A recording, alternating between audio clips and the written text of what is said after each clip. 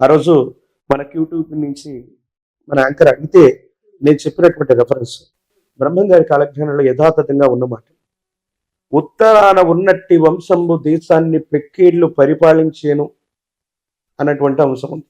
అలాగే రావణ కాష్టమున కల్లోలం ఒకటి చెలరేగి దేశాన్ని అళ్ళ కల్లోలంబు చేసేను. ఈ రెండు రెఫరెన్స్లు ఉన్నాయి. ఈ రెండు రెఫరెన్స్లను బట్టి నేను చెప్పాను, ఉత్తరాన ఉన్నటువంటి వంశం పండిత్ జవహర్లాల్ నెహ్రూ గారి యొక్క వంశం. వారి కుటుంబ సభ్యులు ఇప్పటి వరకు దేశాన్ని ఎక్కువ కాలం పరిపాలన చేశారు. 16 సంవత్సరాల పాటు పండిత్ జవహర్లాల్ నెహ్రూ గారు, మరో 3 పర్యాయాల పాటు శ్రీమతి ఇందిరాగాంధీ గారు పరిపాలన చేశారు. తర్వాత రావణ కాష్టమున కల్లోలం ఒకటి చెలరేగి దేశాన్ని అల్లకల్లోలం చేశాను.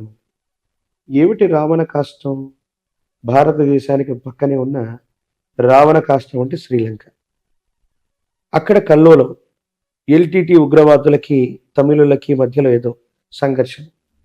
అప్పుడు ఇందిరాగాంధీ గారి యొక్క తనయుడైనటువంటి రాజీవ్ గాంధీ గారు ప్రధానమంత్రిగా ఉన్నారు. ఈయన ఆ దేశానికి సంబంధించి ఎల్టీటీ ఉగ్రవాదులకి వీళ్ళకి మధ్య జరుగుతున్న సంఘర్షణలు ఆయన కలుగు చేసుకోవటం వల్ల రావణ కాష్టమున కల్లోలము చెలరేగి దేశాన్ని, మన భారతదేశాన్ని అల్లకల్లోలం చేసే కుట్ర ఒకటి జరిగింది. ఏంటో తెలుసా? తమిళనాడుకు సమీపంలోని పెరంబదూరులో బాంబ్ బ్లాస్టింగ్ అవ్వటం. అలాగే రావణ కాష్టంలో కల్లోలం చెలరేగటం వల్ల రాజీవ్ గాంధీ గారు హత్య గావించబడటం. ఆ తర్వాత వాళ్ళ సతీమణి అయినటువంటి సోనియా గాంధీ గారు 2004 నుండి 2014లో యూపీఐ చైర్పర్సన్గా ఉంటే 10 ఏళ్ల పాటు వాళ్లే అధికారంలో ఉన్నట్టు కూడా మనం చూసాం. కాబట్టి సమీపమైనటువంటి భవిష్యత్తులో మళ్ళీ కాంగ్రెస్ అన్నటువంటిది పునర్జీవితం జరిగేటువంటి అవకాశం అది ఎక్కడి నుంచైనా జరగచ్చు, తెలంగాణ నుంచి కూడా అవ్వచ్చు. సమీప భవిష్యత్తులో ఇప్పటికిప్పుడు ఈ ఎలక్షన్స్లో కాకపోయినా రాజీవ్ గాంధీ గారు, ప్రియాంక గాంధీ గారు లేదా వాళ్ళ వంశాంకురాలు చివరి వ్యక్తి ఎవరు ఉన్నప్పటికీ కూడా భారతదేశానికి సంబంధించి ప్రజల చేత ప్రజల కొరకు ఎన్నుకోబడ్డటువంటి ఈ ప్రజాస్వామ్య ప్రభుత్వంలో ఎప్పటికైనా మళ్ళీ అధికార పీఠం లేదా ప్రధానమంత్రి పదవి ఖచ్చితంగా వారు దానికి దగ్గరగా ఉంటారు. ఈ ఎన్నికల్లో అది జరగకపోవచ్చు, కానీ సమీపమైన భవిష్యత్తులో వాళ్ళ కుటుంబంలో అసలు రాహుల్ గాంధీకి ప్రధానమంత్రి అయ్యే యోగ్యం భాగ్యం లేదు ఆయన జాతకం ప్రకారం చాలా మంది చెప్తూ ఉన్నారు, మీలాంటి జ్యోతిష్యులు. రేవంత్ రెడ్డి గారు ఎమ్మెల్యేగా ఓడిపోయారు. కనీసం ఒక్కరు కూడా కాంగ్రెస్ బలం లేదు. కాంగ్రెస్ పార్టీ అధికారంలోకి రాదని చాలా మంది జ్యోతిష్యులు చెప్పారుగా. మరి ఏమైందంటారు? కలియుగంలో 5 ఏళ్లు గడిచినటువంటి మీదట పంచాంగములు పనికి మారినవైపోవు, నవగ్రహంబుల నడక మారినను గురుదేవుల వాక్యం కూడా ఉంది.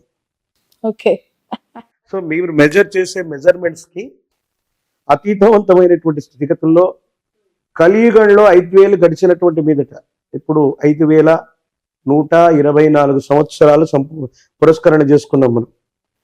5000 సంవత్సరాల నుంచి అంటే 100 ఏళ్ల నుంచే ఇలాంటి ఆటుపోట్లు స్టార్ట్ అయ్యాయి. ఇంకా మనం అనుకున్నటువంటి గ్రహగతులు 30 నెలల్లోనే మందగమనుడైనటువంటి శని ఇక్కడి నుంచి ఇక్కడికి వెళ్తాడంటే 3 రోజుల్లో కూడా ఆయన ట్రావెల్ చేయొచ్చు. ప్రపంచంలో వింతలు విచిత్రాలు ఇంకా జరగబోతున్నాయి. కాబట్టి బ్రహ్మం గారి యొక్క కాలజ్ఞాన ప్రకారంగా సోనియా గాంధీ గారి యొక్క నేతృత్వంలో ఉన్నటువంటి వాళ్ళ కుటుంబ సభ్యులు, ప్రియాంక గాంధీ లేదా రాహుల్ గాంధీ, వీళ్ళ ఇరువురు లేదా వీరి కుటుంబ సభ్యులు చివరి వంశాంకురం ఉన్నంత వరకు భారతదేశానికి సంబంధించిన ప్రధానమంత్రి లేదా ఆ అధ్యక్ష పీఠానికి దగ్గరగానే వీరు ఉంటారు. ఇది సమీప భవిష్యత్తులో జరిగి తీరుతుంది. అందులో భాగంగానే ఇక్కడ కాంగ్రెస్ పార్టీ అన్నటువంటిది అందరూ అనుకుంటారు ఇంకా అయిపోయింది, కాంగ్రెస్ ఏమీ లేదు, దాన్ని ఎవరు ఏమీ చేయలేరు. బ్రహ్మం గారి యొక్క కాలజ్ఞానం. బికాజ్ నేను సనాతనమైన ధార్మికవాదిగా బీజేపీని నేను ఇష్టపడతాను, నేను కాంగ్రెస్ను పొగడట్లేదు, ఉన్నటువంటి వాస్తవికమైనటువంటి పరిస్థితులు అట్లాంటివి. కమింగ్ టు ఆంధ్రప్రదేశ్, జగన్మోహన్ రెడ్డి గారి యొక్క పేరు జగన్. గా నా అక్షరాలని సంయుక్త అక్షరాలు అంటారు. వారి పేరులో కూడా 2 అక్షరాలే ఉన్నాయి. అంటే జా తీసి ఓన్లీ గన్ అని పెట్టాలా జగన్ గారికి? జగన్ అంటే గా అన్నటువంటిది సంయుక్తము, అంటే ఒక అక్షరంతో మరో సగం అక్షరం కలిసిపోతే దాన్ని సంయుక్తాక్షరం అంటారు తెలుగులో. సో జగన్మోహన్ రెడ్డి గారి యొక్క పేరులో కూడా ఒక రకంగా ఆ విధంగా తీసుకుంటే అవి 2 అక్షరాల కిందే లెక్క. రాబోయేటువంటి శాసనసభ ఎన్నికల్లో ఆంధ్రప్రదేశ్కి సంబంధించినటువంటి ఎలక్షన్స్లో వై నాట్ 175 అని జగన్మోహన్ రెడ్డి గారు ముందుకెళ్తూ ఉండొచ్చు దాకా. కానీ మనం శోభకృతనామ సంవత్సరంలో ఉన్నాం.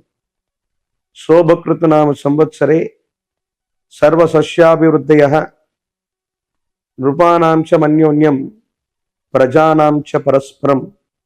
ప్రజల చేత ప్రజల కొరకు ఎన్నుకోబడ్డటువంటి ప్రజా సంబంధమైన ప్రభుత్వాలు మాత్రమే ఈ శోభకృతు అనేటువంటి పేరు కలిగినటువంటి సంవత్సరాల్లో వస్తాయని శాస్త్రం.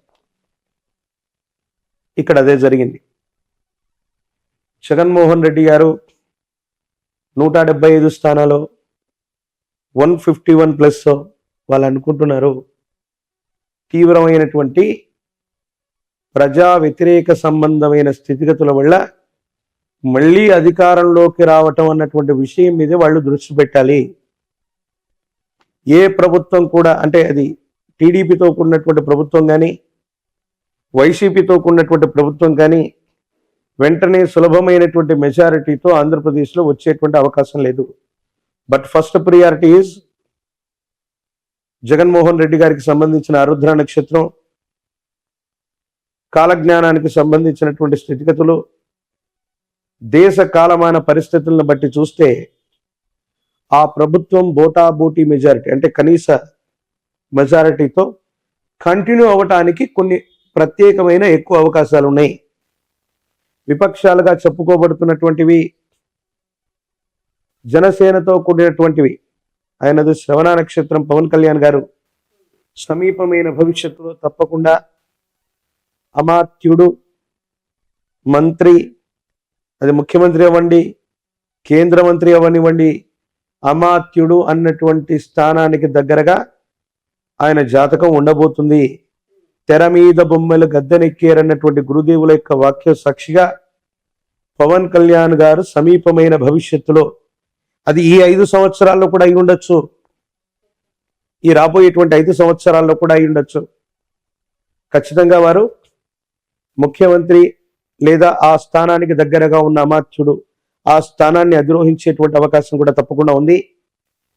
మొదటి ప్రాముఖ్యతగా వైఎస్ జగన్మోహన్ రెడ్డి గారి యొక్క నేతృత్వంలో ఉన్నటువంటి వైసీపీ ప్రభుత్వం బోటాబోటీ మెజారిటీతోనైనా మళ్ళీ అధికారంలోకి రావటానికి కొంత ఎక్కువ అవకాశాలు ఉన్నాయి. అవకాశాలు జగన్ ఉన్నాయంటున్నారు, పవన్ కళ్యాణ్ గారికి కూడా లేకపోలేదు అంటున్నారు. ఎలా అవును. సాధ్యం అవుతుంది? వైసీపీ ప్రభుత్వం వస్తుంది, అవకాశం ఉంటే జగన్మోహన్ రెడ్డి గారితో పవన్ కళ్యాణ్ గారు కలిసి పనిచేయకూడదా? అవకాశాలు ప్రస్తుతం ఏపీలో కనిపిస్తున్నాయి. ఒకవేళ జగన్మోహన్ రెడ్డి గారి యొక్క ప్రభుత్వం బోటాబోటీ పెట్టుకున్న చెప్తా, 2009 సంవత్సరంలో ప్రజారాజ్యం పార్టీ వచ్చింది. దేనికి వ్యతిరేకంగా వచ్చింది? ఈ ప్రాంతీయ పార్టీ దేశంలో అధికారంలో ఉన్నటువంటి కాంగ్రెస్ కి. అందరూ చిరంజీవి గారి యొక్క జీవితాన్ని, రాజకీయ జీవితాన్ని గొప్ప ఫెయిల్యూర్ అంటారు. నేను చెప్తాను, అది చాలా సక్సెస్ఫుల్. అది ఎవరికి సాధ్యం కాని అంశాన్ని ఆయన చేశారు. ప్రజారాజ్యం పార్టీ పెట్టారు, ఎమ్మెల్యే అయ్యారు 5 ఏళ్లలోనే, అంటే పెట్టిన వెంటనే. ఎంపీ, రాజ్యసభ అయ్యారు, కేంద్ర మంత్రి కూడా అయ్యారు. 5 సంవత్సరాల తర్వాత పార్టీ విలీనం అయింది.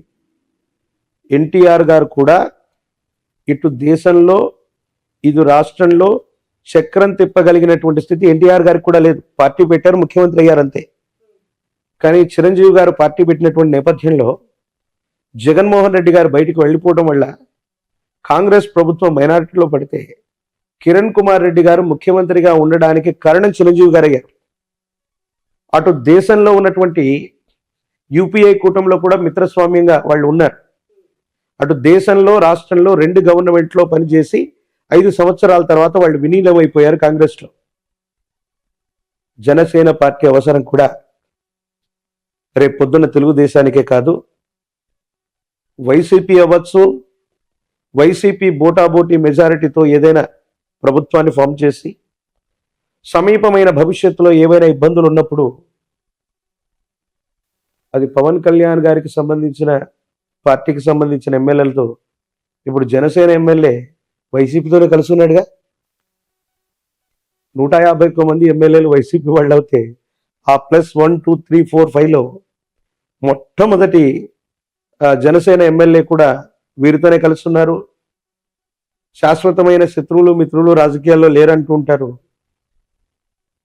ఈసారి వైసీపీ ప్రభుత్వం ఒకవేళ వ్యవస్థీకృతమై గవర్నమెంట్ని ఫామ్ చేసిన 5 సంవత్సరాల్లోపు ఏదైనా అస్థిరమైనటువంటి ప్రభుత్వం ఏర్పడితే పవన్ కళ్యాణ్ గారి యొక్క నేతృత్వంలోని జనసేన కూడా భాగస్వామ్యం అవ్వచ్చు.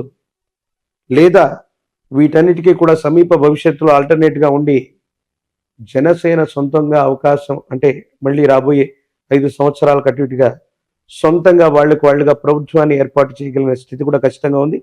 ఖచ్చితంగా పవన్ కళ్యాణ్ గారు జీవితకాలం అంటే మళ్ళీ ఎక్కువ ఏళ్ళు అనుకునేరు, 5 సంవత్సరాల కాలానికి అటు ఇటుగా. చాలా మంది ఆయన జాతకం గురించి ఏదో చెప్తున్నారు. ఒక్క రోజు